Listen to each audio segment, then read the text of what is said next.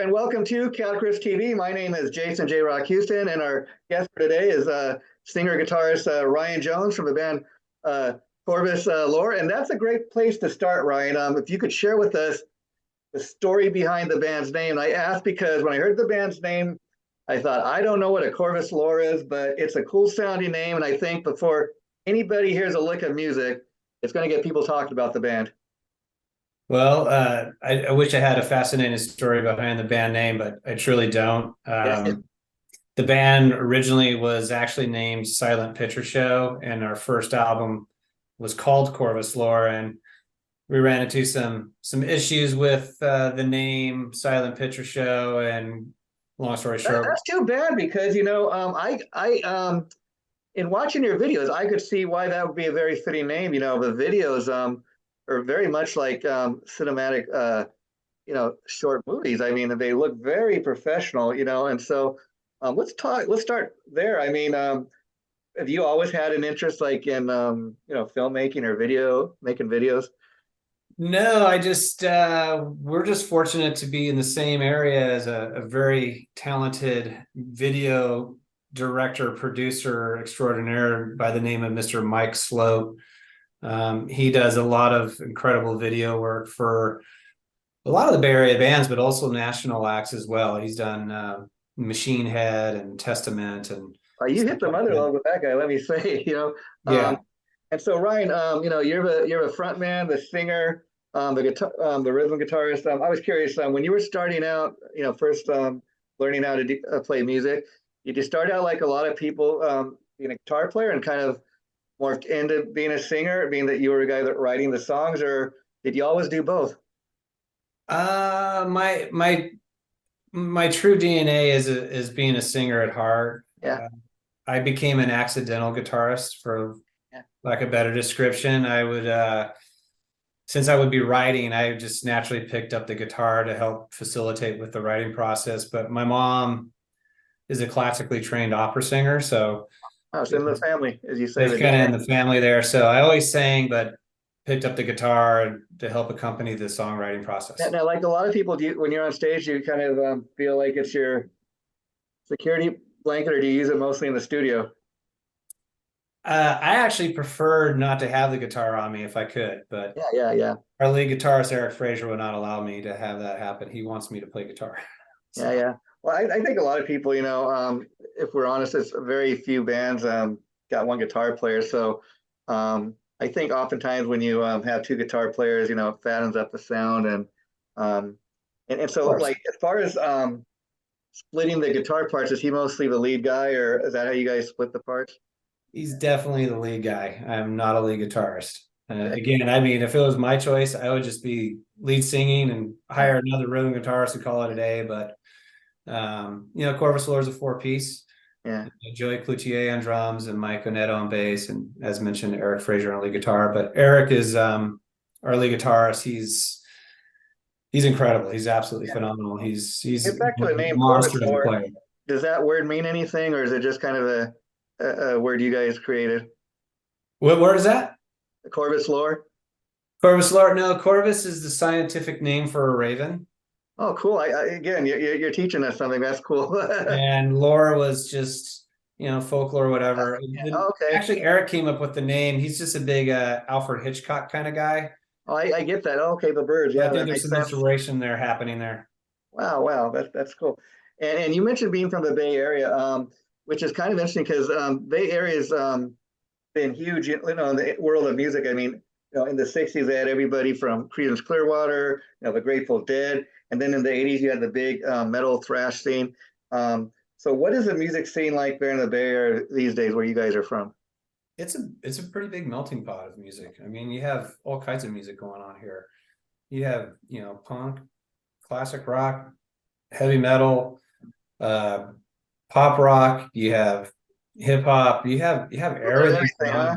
Yeah. And so you guys kind of just fit in there, I'd imagine. I mean, I don't know how you would describe your band Corvus Lore. I mean, I think it's a little bit of everything. It is a melt. I don't know that I'd say you guys are a metal band. Yeah, maybe lean a little more towards hard rock, but the band's definitely got an edge to its sound. Maybe there's a little bit of a punk attitude, but I think it's one of the bands that kind of reminds me, not sound wise, just like Cheap Trick, because Cheap Trick's one of those bands. They can be pop. They got elements of punk rock and hard rock, and I think you guys are very much like that. We don't try to pin ourselves into a corner with Yeah, whatever music we're doing. I mean, if it's a good song, it's a good song, and I we'll just roll with it. So we have some songs that, yeah, they're pretty pop oriented, but then we have some that, I mean, I think that's my point. Is I think if anybody tries to pigeonhole you, they're going to have a hard time doing that. Because I mean, I watched two of the videos prepping for us today, and both songs, both videos were very different. Like I watched the video for the latest single, "Blind and Broken," and that's kind of I don't know, it's kind of got a horror feel to it. And then there's parts of the video where you guys almost look like you're playing underwater. I don't know if that's a green screen, but it looked pretty cool. that was real. Wow. That was real. And until this day, the band hates me for it. Because Yeah, well, they may have hated you, but it looks cool. I mean, when people watch the video, and then I think when people find out that's not a green screen and it was a real. it's funny you bring that up, because we've had quite a few people either just come and say, thinking, oh yeah, that's awesome, CGI work or something like that, or like, we don't have the budget for that, man. We had to do this like legit and really get in the water and pull that off. And the band was all up for it when I wrote the script and the shot list. We were like, yeah, okay, it's going to be challenging, whatever. But then the day of the shoot, when it happened, everybody was like starting to really realize, like, okay, this is a pretty big endeavor. And Mike Sloat, tip our hat to him, because he spent all day in the water getting all those shots. So it was. I mean, you guys got wet, that day. You taking your instruments in the water. I mean, were you like in some kind of tank, or were you in actual water somewhere? It was in a pool. Wow, wow. It was in a pool, and we just did black drops, curtains in the edges of the pool, and the beauty, the magic of a film. I mean, you can really take people where you want to take them, and it looks so real. I mean, you were really in the pool, obviously, but I mean, again, it just looks so professional. Yeah, well, that's all Mike Sloat. I mean, again, I can't mention how incredible he is. He's a Bay Area powerhouse, and well, anybody I know he does work nationally as well. But yeah, go him. And then and I heard that song. I was reading that song is about kind of washing away the past, kind of moving ahead in life. That's kind of an interesting way. I mean, sometimes we want to remember the past, because sometimes we learn from our mistakes or from past bad deeds or whatever. But was that written specifically about something you experienced, like a bad time in your life that you kind of just wanted to forget about, or? No, so really, the song is about me finding Christ and coming clean. Yeah. So the representation of there's a lot of meaning going on in the video, and you could see the video. I start off where I'm covered with dirt. Yeah, yeah. And it's to represent the dirt and sin of life and everything. And eventually you come clean. And our leading actress, Avery Hawthorne, she was incredible. She too is mirroring that same experience. As you notice, when she falls into the water, she goes from wearing a black dress to a white dress. And it's just, there's a lot of little details and a lot of storytelling going in there, where you have to, once you kind of understand what the song is about. Was she somebody you guys knew, or was that somebody the director cast? It's someone we knew. Oh, cool. Cool. She was just up for the task and the challenge, and we told her what it was going to be, and she's like, I'm game. I'm like, okay. And it's interesting when you talk about interpretation, because I was watching the video, and there are moments where I thought it was like blood on the guy's face, and it's like, oh, okay, it's kind of reminds me like horror films, but see, again, it's all about interpretation, Well, I don't, that's what the song means to me, but the way I like to write is, I want it to be open to interpretation. Well, see, Ryan, I'm not even arguing what it's about. Because let's be honest, you know better than anybody because you wrote the song. I guess the point I'm trying to make is, even though you know what the song is specifically about, I'm sure you have people all the time coming to you and tell you how much they love your songs, and hey, this is what I got out of the song, or maybe because of a personal experience they went through in their life. Right. Maybe, for example, somebody says, "Oh, this reminds me when I lost my mother and my father," and you're like, "Well, that's not what the song is." But hey, if it means something to you here, I mean, as a songwriter, that's got to be the ultimate, feeling. Well, yeah, but I also, to your point, I want people to be able to gravitate to the song and have it mean something to them, right? So that's why I'll never really come out and just hit you on the nose with this is what the song is about, right? I mean, to me, that's the beauty of a real talented songwriter is when people maybe can find a different meaning or it means a little something more for whatever reason, and and as a writer, that's got to just kind of, oh wow, that's a different way to look at it. That wow. Yeah, it's always interesting to hear people's take on a song, where what they think it is. I always enjoy hearing what it means to them. So Yeah, and that's something to enjoy there. romantic traffic, I really dug the video for that. I mean, I like the song. Maybe that's of you guys' song. That's maybe my favorite I've heard so far. Cool. Um, maybe because it's got a little more of an edge, but I like all the stuff that you guys have put out so far. And here's the thing, Ryan, is I'll be honest with you, I've never heard of your band until your publicist reached out to me. And like I always do, I went and checked out some of the band's music because I like to, like when I'm talking to you, I want to be able to give an honest opinion, like I know what I'm talking about.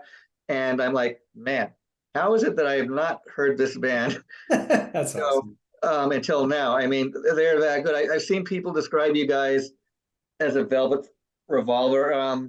Maybe a little bit. I think the unique thing about this band is you guys really have your own sound. You don't sound like everybody else out there. I appreciate that. Yeah, no, I mean, it's always easy to get, thrown into comparisons and whatnot. And I think it's a good way and an easy way to describe a band, but the ultimate compliment you can really get is the one you just gave. It's just like we're our own sound. I mean, we're not setting out to try to write a certain style of music or try to sound like a certain band. We're just sounding like, well, And for I think Lore. because Corvus Lore, you guys make the type of songs you do, as you've already proven that you guys are capable of. You're able to go out and tour with many different types of bands. I mean, you're not like a metal band, like I said, but you can go and I think do shows with certain type of metal bands. I mean, I've seen that you've done shows with everybody from Richie Kotzen to Tesla, Dizzy Reed. Um, just those list of bands right there, I mean, are quite diverse. Right. No, and I think for me, and I know for the rest of the band, the music that we write, we want to make sure it's obtainable, Mm-hmm. right? And it sounds familiar, but still obviously unique to us. And I think if you write music in that way, where along those principles, you can play with to a very wide range of audiences, right? Yeah. So I think that's one of the beautiful things that I love about the band is we're not afraid to venture and try things. And, I'm not saying we're going out and busting out country songs or anything like that, but if we did, it would be a Corvus Lore country song. It opens the doors for you guys too, not only to tour with more diverse acts, but even as far as having a hit, like you could have a hit on some of these songs at Hard Rock Station or rock oriented station, and then you could maybe have a hit at a pop at a pop station. You got when you're writing different types of songs, it opens the doors. I think a little more when you don't set limitations for yourself. Yeah, I totally agree with you. I think, the record label, the PR firms might go bananas sometimes if you're kind of mixing your branding or your messaging, but that's their job to figure that out. I mean, we'll just do what we do, and they could do Yeah, the I mean, heavy even if lifting. you look back to the music scene of early '90s when grunge was always the latest trend at the time, the record labels at the time were dropping all the rock bands and okay, this is stuff from yesterday. We're throwing all this stuff out and now that grunge is big, we're going to sign nothing but grunge bands.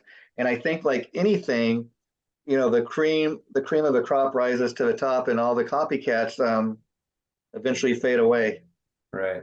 Yeah. Right. Yeah, I totally agree with that. Yeah. I mean, it's really hard to pioneer a new genre, Yeah. right? In general. I mean, it's very difficult to do that. And that's why, there's really a handful of bands that are out there that we go point to. And when I listen to your songs, Ryan, I mean, I think I can tell because I've listened to a lot of music over the years. It doesn't sound like you guys are trying to fake. It doesn't sound like you're trying to create the new sound. You're just being who you are.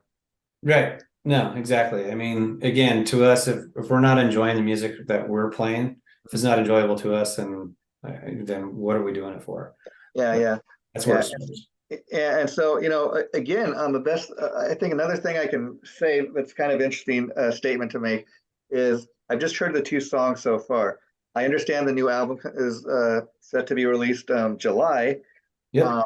I'm looking forward to that. But the interesting thing, having just heard the two songs, what I'm left with feeling is, man, I can't wait to hear the rest of the album. Well, that's awesome. Thank you. We released our first single was Boxing Ballerina, and that came out before Romantic Traffic. Uh, So yeah, if you haven't got a chance, check out Boxing Ballerina. It's another great video, again, directed and produced by Sloat. That was our first drop. Romantic was the second, and then now Blind and Broken. And then yeah, the album drops on July 8th. And we have you guys signed an independent label, like you put out your own music, or? No, we're on Valley of Fire Records. Okay. And Valley of Fire Records is a fairly new label. They're, I want to say, about 2 years old or so. Oh, wow.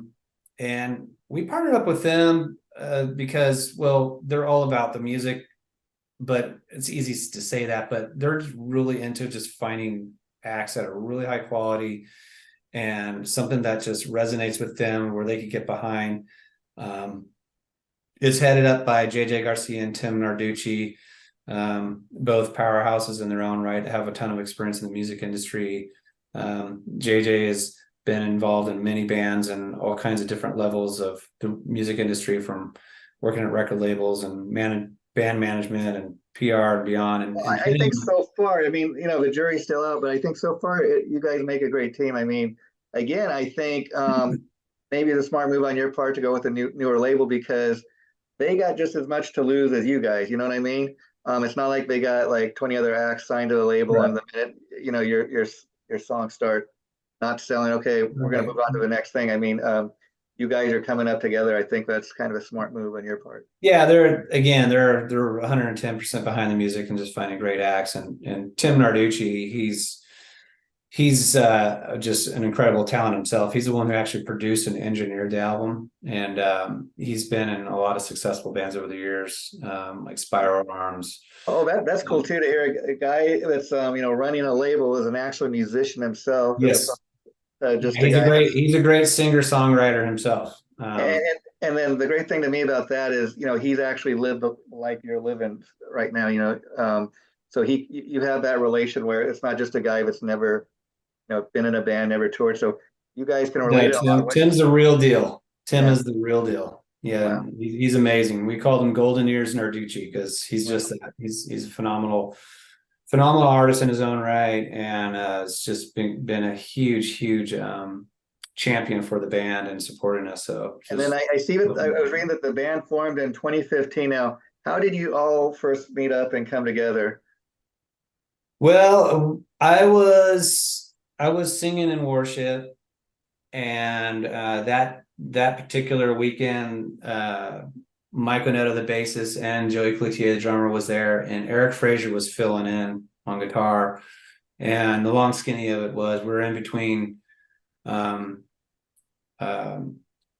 sessions, and Mike Onetto, the bassist, I played him some of my other music that I recorded down in LA, and he and I were just getting to know each other, and he just kind of looked at the four of us and just said, "Hey,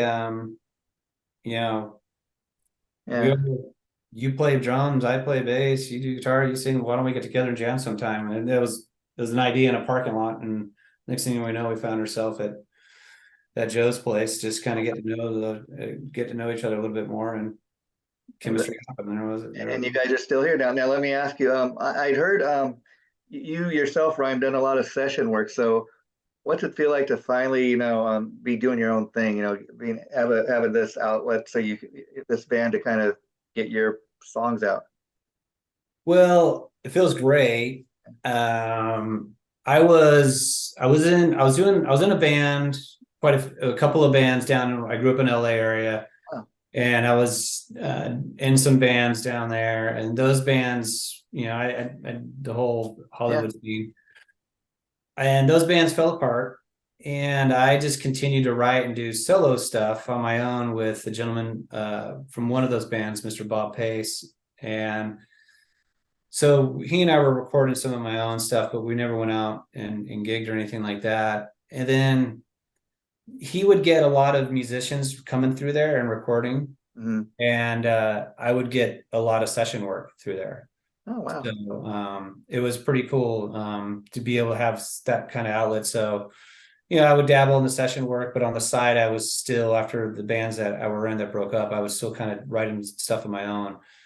I would say it was probably, I want to say it was probably at least 6 years of that, just doing that before I actually connected with the guys in Corvus Lore and actually started And going so out. when you were doing the 6 years, you were doing the session work, like, was it pretty steady? Were you getting, was it mostly recording sessions? Were you like ever filling in for people like playing live?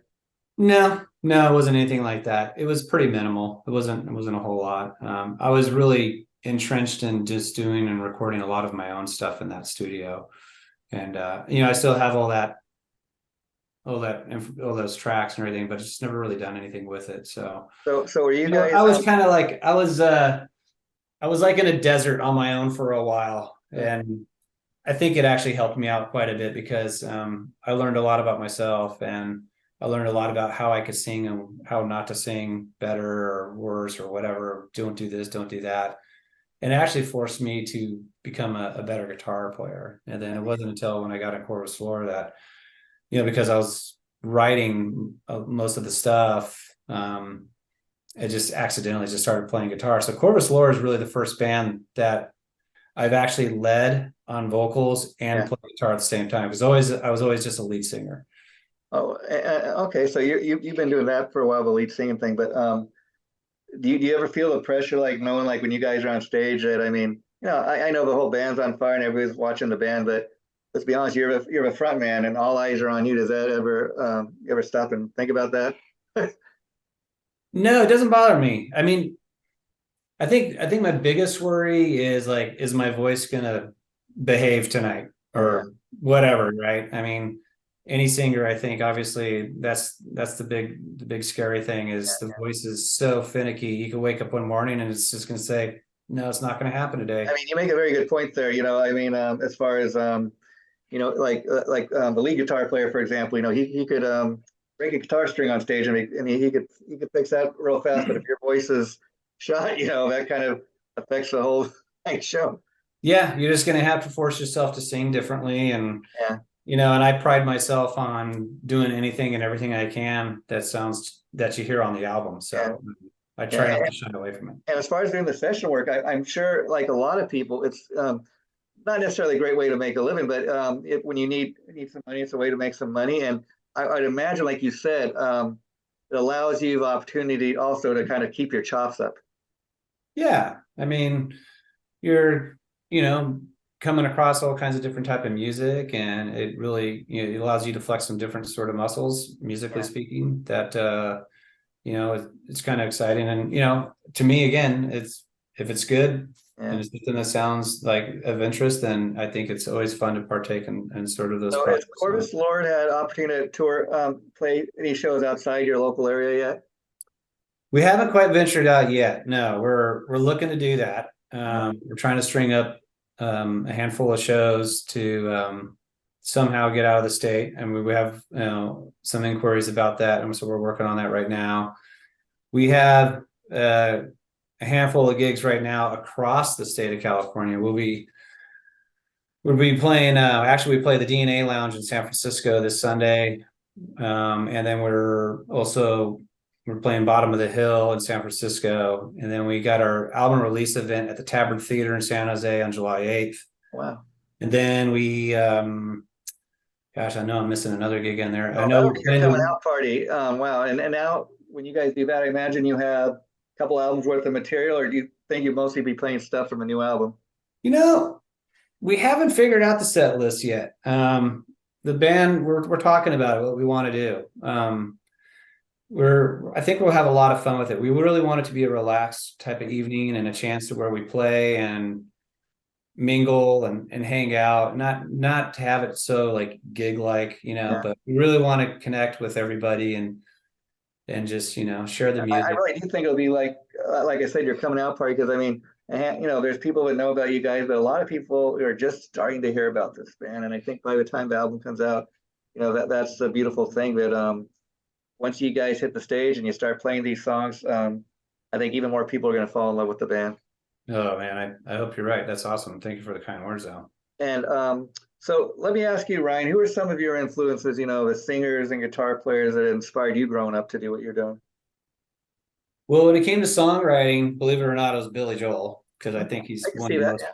Okay. prolific storytellers. And I do like to try to tell a story in the song. It's interesting because I listen typically to hard rock and metal, but I have appreciation too for everything from like Tom Petty, the Eagles, Rod Stewart, the Right. Rolling Stones. Yeah. If you think about it, that's music that's been playing on the radio for 40, almost 50 years at least, and those all the things I love about those bands. They got great songwriting. They tell stories, and watching your videos, how you tell a story and you make your videos into mini movies. I mean, I hope you're going to tell a story, because those are the songs that really have that kind of lasting effect. I totally agree. And there's a reason why those songs are still being listened to today, right? For that very reason.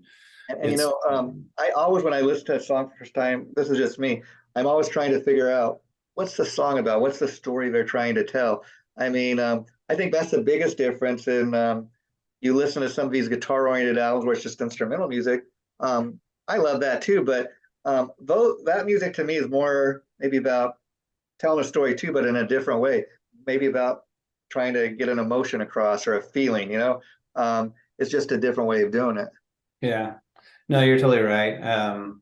But I try to tell that story and in the music, and Billy Joel was one of those influences. And then when it Yeah, comes to vocals, I mean, vocals to me, I'm a huge Chris Cornell fan. I'm a huge Scott Weiland fan. yeah.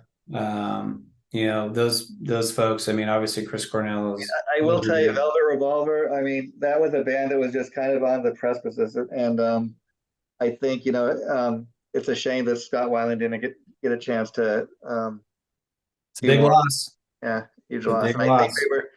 they were toying the idea with getting Corey Taylor or somebody else for a while, but I think they made the right move not to just kind of let it end. Yeah, no, there's amazing. Scott Weiland, I mean, just wow. I mean, I think he's so overlooked all the time in terms of just his ability to craft melodies together, and just Yeah. his voice is so dynamic. I mean, he's a very, very inspirational type of I mean, singer. that's why I could see people kind of comparing you and this band to Velvet Revolver. I mean, just talk about Velvet Revolver a little bit. Take two of their songs, "Falling to Pieces," which was a big, huge hit, Mhm. and then something like "Sliver," a little more heavy, a little more dirtier. Two Right. very different types of songs, but like especially listen to something like "Fall to Pieces." I mean, listen to the emotion, the way he was singing that song. Right. Yeah, very, very heavy, very heavy. And I think, as long as you're always being authentic with yourself, Yeah, the song and the performance and all that stuff is always going to organically just happen to come across. yeah, And you listen to emotional singers. I mean, I know he's not known for yeah, his vocal chops, but you look at Robert Smith of The Cure. yeah. Listen to his voice through all their tracks. I mean, he's crackling all over the place. He sounds like he's falling apart half the time. And he's writing very heavy stuff all the time, and it comes across in his vocal delivery. I mean, it really is a huge sound for The Cure. And And that's why I think if they dare try to carry on with a different singer, it just would not be accepted. It would oh not work. I mean, yeah, it wouldn't even look happen. at like the classic Van Halen with David Lee Roth. I mean, David Lee Roth, most people will tell you he's not the world's greatest singer, but you know what? For what he did back then on those records, was amazing. I mean, me myself, I love some of his nonsensical lyrics, but he's just a poet, as they say. Yeah, no, I mean, Roth is, I mean, you take any Stands one of out, the right? guys out He's there, got there's one. claps all his own, I guess you could say. But Right, yeah. right. And so, as far as your new album, Lucida, you said it drops in July. What's the plan? July. Like, will it be released digitally? Do you have plans to release physical copies? We're doing a small physical copy run that we'll have available at the event. But beyond that, I don't think we're really planning anything. I actually wanted to talk to the band about doing some vinyls. I know it's kind of a cool thing to have. But it'll be all digital. Like anything, it costs money to print those up. But the thing with that, even if it's a limited run, I think the cool thing about that is, again, vinyl's making a comeback, as you know, the last several years, and it almost went away, but never totally went away. And I think these days, like the way they're packaging the vinyl, you get a pretty nice product for your fans to buy. A lot of people, like personally, I don't mind so much spending maybe 28, 30, $35 on a nice vinyl package because, like you said, if it's especially if it's a limited run, that makes it a collector's issue. I'm an old school guy. I love to have something to hold in my hand. I miss the day of going to a record store, looking on the liner notes, who played on the album, who wrote the Right. songs. I Yeah. mean, people who want their music like right now. I mean, that's the modern day technology, but that was an art form. I feel that people were missing out on.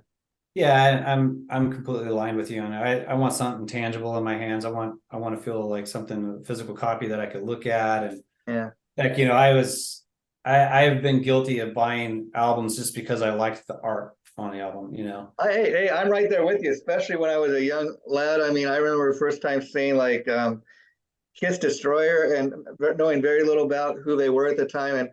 And the feeling was, I don't know what the hell this is, but it looks so cool. I've got to get that. And once I got it, it's like, wow, this is wow. Yeah, That's awesome. No, that's yeah. great. I agree with you. It's kind of becoming a lot of lost art, just due to the advancement of technology nowadays. Everybody just wants everything like And so, that. Ryan, you want to tell people where they can find you online?